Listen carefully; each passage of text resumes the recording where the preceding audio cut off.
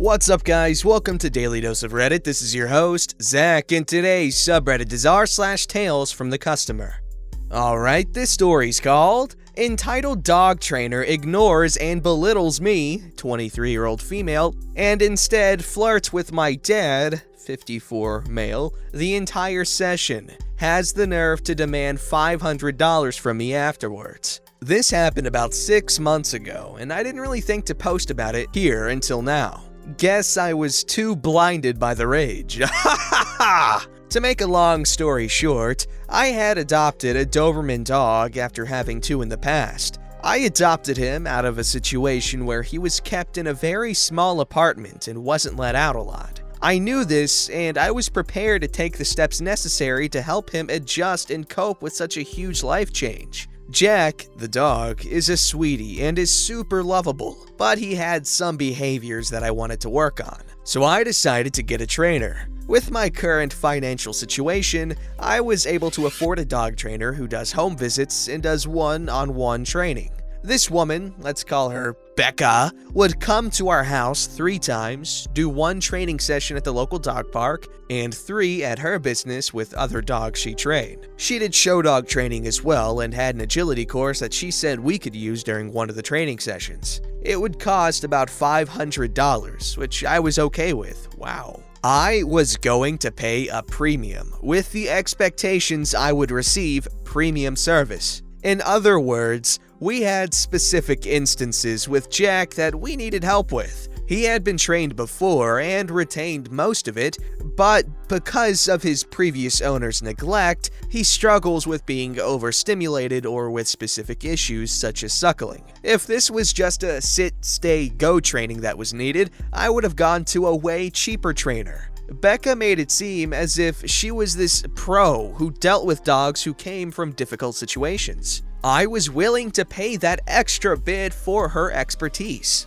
Becca also had great reviews online, claimed to be trained by some big people, and all looked well. There was a $75 charge beforehand in case I canceled my session, and it was non-refundable. I say this so I can make it 100% clear that my name was on the paperwork. My debit card with my very feminine name was charged. It was clear that Becca would be working with a woman. The day of our session comes up and I have my dad, 54 male, home with me just in case any shady crap went on. Just for my own comfort and all. Becca shows up. She's an older white lady in her 60s or so. Okay, whatever. I don't judge on age. She comes in and instantly starts asking my dad questions and ignoring me. Super awkward. I let my dad answer and she begins her spiel about what we're going to do the first day. According to her, just basic command stuff in case he didn't know them already. Even though we showed her that he does know the specific ones that she wanted to review. She pulls out these laminated sheets and it's literally the most basic crap you have ever seen. They were screenshots of a PowerPoint. One card read, "Sit, to command your dog to sit down on his hind legs." What? First off, 1.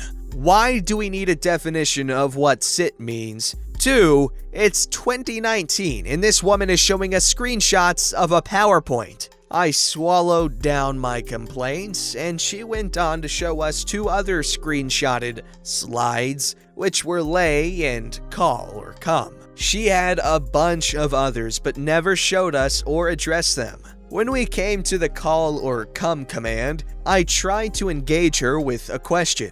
Jack's previous owners didn't take him out much because of their own obligations, so when we do go out, he gets overstimulated. Even just going into the backyard makes him act a little wild. Sometimes it's to a point where he won't come in when I command and just won't budge. He listens to me when he isn't so distracted, so what should I do in this specific situation to calm him down? Becca turns from my dad to me, slow blinks, and then turns back to my dad. "So, how about we take Jack for a walk out front so I can show you how to keep him under control?" Small note. My butt fell off. I walk Jack just fine, and I told her that, but she insisted anyway. Like, okay. She continues to do this 2 more freaking times, just straight up ignores me. My dad sort of shrugs it off, and I think he was doing his best to just take in what she's saying, because if she's not willing to teach me, at least she can help him out. Whatever. So she takes my dad and Jack and heads out front. I follow, but the entire time I'm ignored. We get back to my house and she stops outside of her car. Mind you, the sessions are 1 hour and 30 minutes. We're 35 minutes in. She opens the back of her van and starts to show us some dog food. She claimed it was best for his breed and had all the nutrients he needed. It was $50 for a small bag that would last him maybe half a week. For a larger bag, it was $150. What the heck? I shot her down instantly. No, thank you. We have good food. Our vet recommended it, and we trust her decision. You mean that bag I saw on your counter? No, that's just full of chemicals and it's really no good. If you're gonna have a purebred, you're gonna have to shell out more for the expensive food to keep him healthy. She drops it after realizing I won't budge, because guess what? I'm the one paying for this so-called session, so of course I'm the one who would be paying for any of her other crap. Then she starts pulling out these collars and leashes when we have a perfectly good, high-quality body harness and leash. She starts trying to sell us another $60 worth of walking gear. At this point, even my dad is pissed. We're not even halfway through the session and this chick is trying to sell us some overpriced crap. My dad pretends to take a phone call and makes up a fake family emergency to get her to leave. She does, and she has the nerve to call us the next day and tell me that I need to send a $500 check to continue on with the session. So now she'll talk to me, when she wants me to pay for her time so she can ignore me some more. I told her to shove it. We were willing to pay for a premium service, yet she comes in and ignores the paying customer and instead spends the majority of the session talking only to my dad and low-key flirting with him, in my opinion. It's 2019, old story, and her premium service includes screenshots of a PowerPoint? Sure, she's old as heck, but all her credentials assure that she gets her certificate renewed every 3 years. She seemed incredibly out of date and out of touch with her price range versus the little effort she was providing in these sessions. Stops halfway through to try and sell us crap and won't let up when we try to gently say no. Won't even engage or work with me, the owner of said dog, and the one who is paying and noted on the paperwork as such. She sputtered some crap how I need to pay at least $150 for the first session and how I would regret it if I didn't. I stood ground and told her it wouldn't happen, and if she wanted to go to court, I'd be willing to. After all, her premium dog training consisted of 3 screenshots and walking 4 houses down and back.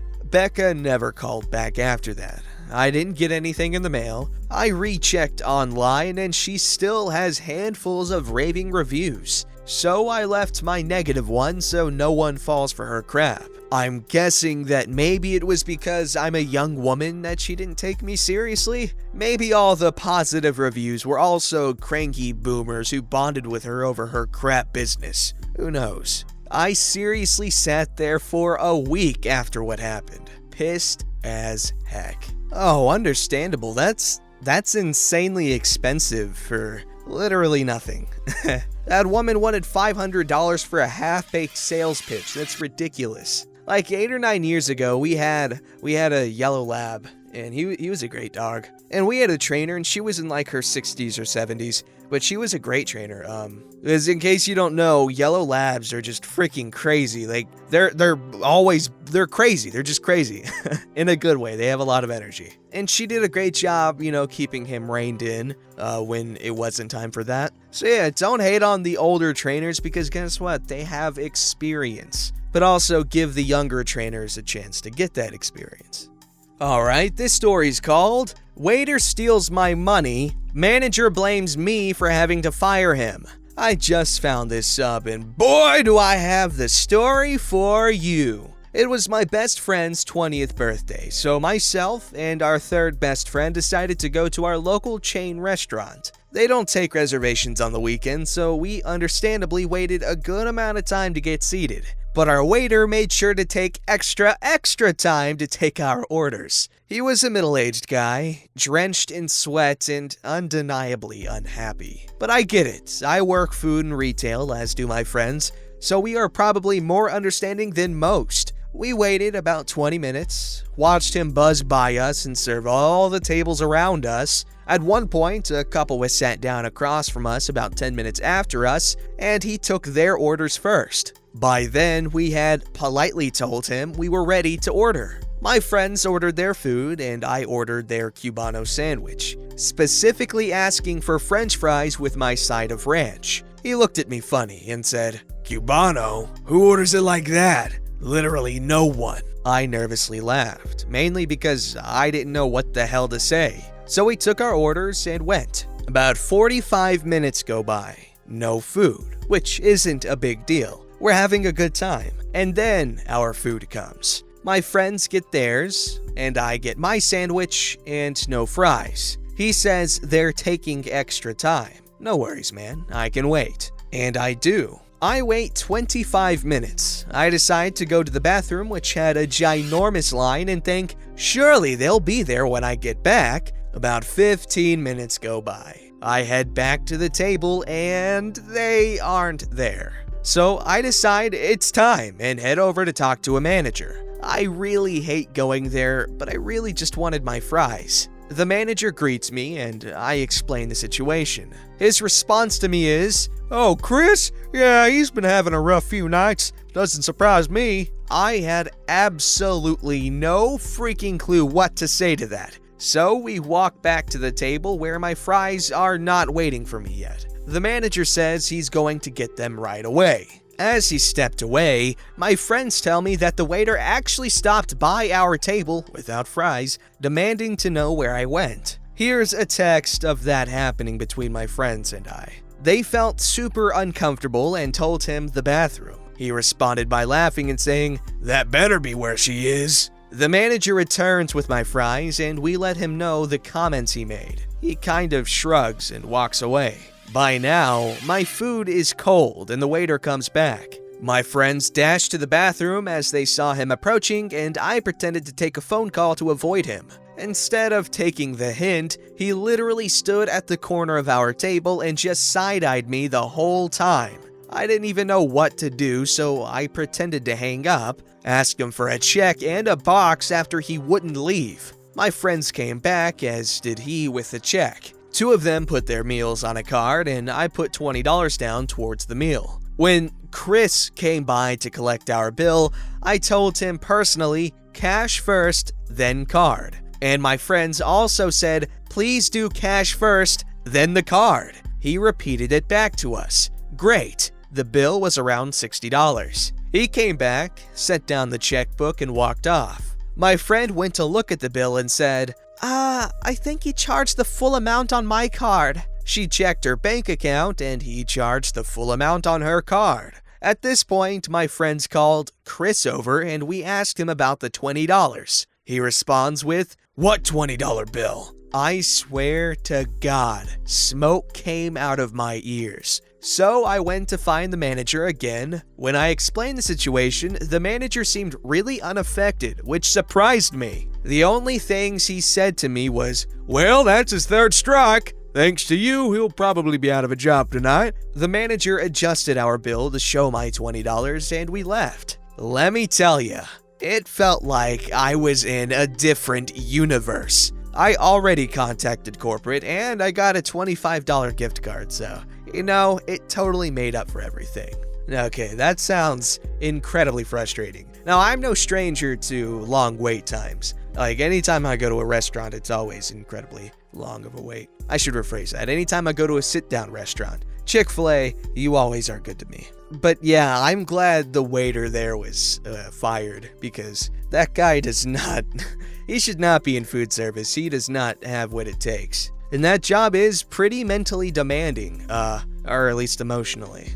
Alright, so this one's called I bought a potentially homeless man breakfast. The employees didn't know who I was buying it for and all talked bad about him. I was at my local gas station or coffee shop combo, pumping gas. A man who I assume was in his early 30s asked me for money for food. I apologized and let him know I don't carry cash. He said, "No problem, thank you." As he walked away, I offered to buy him something from the coffee shop. He agreed. He asked if it was okay that he got a breakfast sandwich, and I said, yeah, of course. I asked if he'd like a drink, and he said, "Are you sure that's not too much?" I assured him it wasn't. Then I went inside and bought him a sausage, egg, and cheese bagel, large coffee, and threw in an order of hash browns. While waiting for the order, 3 coffee shop employees were saying some not-so-nice things about him. Here are some of the quotes. "Is that loser still out there? I don't feel bad for him.